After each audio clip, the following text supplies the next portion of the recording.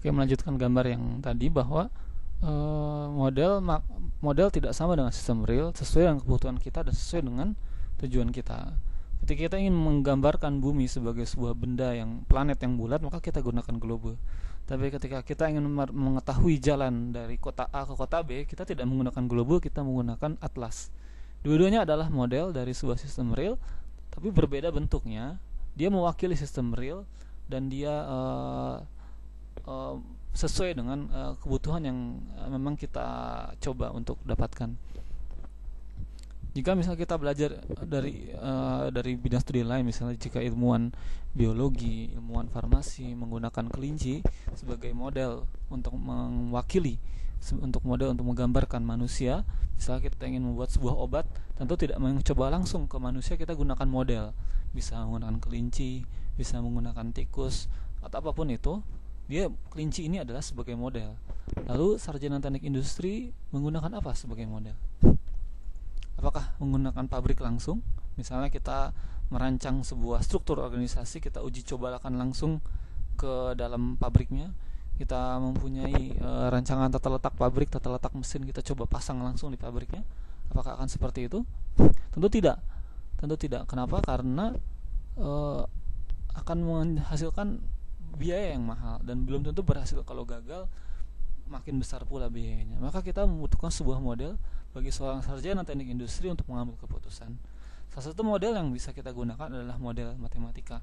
Ini adalah sebuah proses model matematika dari Murty, bukunya tahun 90, tentang bagaimana problem yang real, kemudian kita gunakan pendekatan sistem, kemudian proses yang panjang yang nanti kita pelajari di mata kuliah lain, sampai akhirnya kita mendapatkan mathematical model yang menggambarkan sistem real tersebut, didapatkanlah solusinya untuk real problem tersebut. Model bisa kita pilih menjadi tipologi seperti ini. Model ada model fisik, model matematis.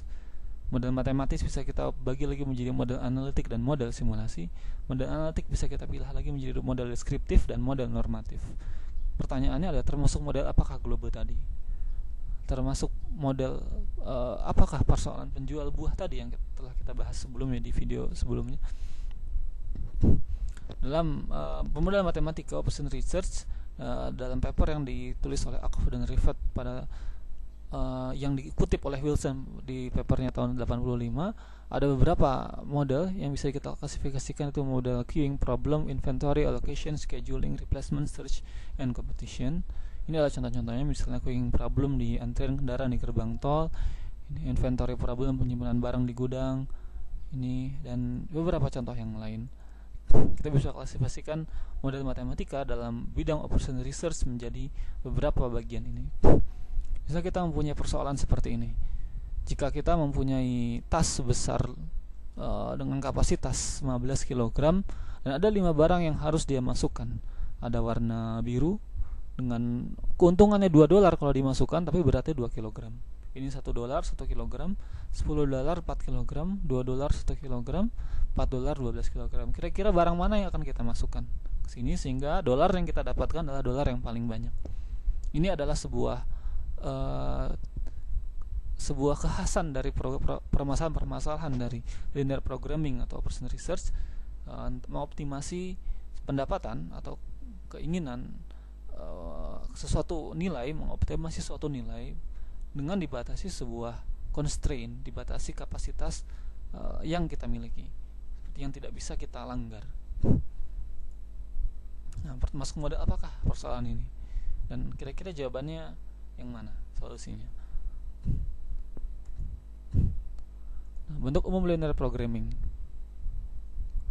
Kalau kita lihat soal yang tadi, maka bentuk awal linear programming adalah kita menggunakan Z sebagai fungsi tujuan, kemudian ada sebuah pembatas atau kita bisa menyebutnya subject to S garis miring T, constraint pertama, constraint kedua. Jadi bentuknya umumnya adalah seperti ini, fungsi tujuan dan constraint. Di dalamnya ada parameter, ada variabel keputusan, ada nilai yang menjadi constraint. Oke. Nah, kalau kita lihat soal yang ini, bagaimana kalau kita coba pilih, kita dekati sedikit demi sedikit sehingga didapatkan model matematika yang kita inginkan. Kita bisa menggunakan pendekatan seperti ini. Jadi model itu bisa kita tentukan dulu target model yang itu menjadi biasanya fungsi tujuan, lambangnya apa, penjelasannya apa, satuannya apa, variabel keputusannya apa, parameternya apa, lalu constraint-nya apa. Lalu kita bisa dapatkan bagaimana model matematikanya. Ini ada sebuah artikel yang menjelaskan bahwa gaji seorang mathematical modeler itu rate gajinya adalah 50 sampai 55 ribu US dollar.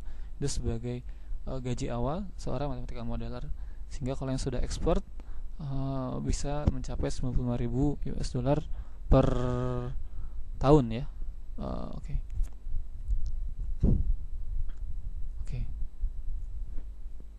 Ini untuk menggambarkan bahwa kemampuan ini layak untuk kita pertimbangkan dan kita tingkatkan, karena besarnya nilai pendapatan dari bidang ini menunjukkan bahwa masyarakat masih membutuhkan jasa ini dan bisa menyelesaikan permasalahan-permasalahan dan membantu bermanfaat bagi orang lain.